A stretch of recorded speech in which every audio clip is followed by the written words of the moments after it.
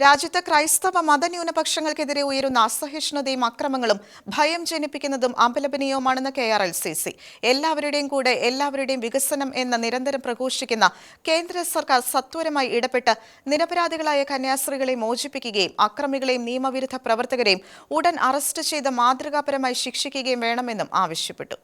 മതപരിവർത്തനം, മനുഷ്യക്കടത്ത് എന്നീ വ്യാജ ആരോപണങ്ങൾ ഉന്നയിച്ച് ഛത്തീസ്ഗഡിൽ 2 മലയാളി കന്യാസ്ത്രീകളെ അറസ്റ്റ് ചെയ്ത നടപടി ഭരണഘടനാ വിരുദ്ധവും മനുഷ്യാവകാശ ലംഘനവുമാണ്. കേസ് ബലപ്പെടുത്തുന്നതിനാണ് നിർബന്ധിത മതപരിവർത്തനം എന്ന കുറ്റം ഏറെ വൈകി കൂട്ടിച്ചേർത്തത്. അക്രമത്തെ ന്യായീകരിച്ച് സംസ്ഥാനത്തെ മുഖ്യമന്ത്രി തന്നെ രംഗത്ത് വന്നത് ആശങ്ക വർദ്ധിപ്പിക്കുന്നതാണെന്നും KRLCC ആശങ്ക അറിയിച്ചു. കന്യാസ്ത്രീകളെ അവരുടെ സഭാവസ്ത്രത്തിൽ കണ്ടതിന് വിരളി പൂണ്ട് കടുത്ത അസഹിഷ്ണുതയോടെ കള്ളക്കേസുണ്ടാക്കി ജയിലിലടച്ചത് രാജ്യത്തിന്റെ ഐക്യത്തിനും സഹിഷ്ണുതയ്ക്കും മതനിരപേക്ഷ നിലപാടിനുമേറ്റ തീരാ കളങ്കമാണ്. എല്ലാവർക്കുമുള്ള സ്വാതന്ത്ര്യം മതന്യൂനപക്ഷങ്ങൾക്കും സേവന സന്നദ്ധരായ കന്യാസ്ത്രീകൾക്കും ലഭിക്കണം. എല്ലാവരുടെയും കൂടെ എല്ലാവരുടെയും വികസനം എന്ന് നിരന്തരം പ്രഘോഷിക്കുന്ന കേന്ദ്ര സർക്കാർ സത്വരമായി ഇടപെട്ട് നിരപരാധികളായ കന്യാസ്ത്രീകളെ മോചിപ്പിക്കുകയും അക്രമികളെയും നിയമവിരുദ്ധ പ്രവർത്തകരെയും ഉടൻ അറസ്റ്റ് ചെയ്ത് മാതൃകാപരമായി ശിക്ഷിക്കുകയും വേണമെന്നും KRLCC ആവശ്യപ്പെട്ടു.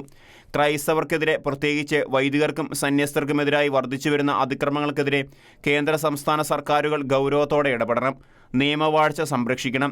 ഡൽഹി ആസ്ഥാനമായി പ്രവർത്തിക്കുന്ന യുണൈറ്റഡ് ക്രിസ്ത്യൻ ഫോറത്തിന്റെ കണക്കനുസരിച്ച് 2014 മുതൽ 2024 വരെ ക്രൈസ്തവർക്കെതിരെ 4316 അക്രമങ്ങൾ റിപ്പോർട്ട് ചെയ്തിട്ടുണ്ട്.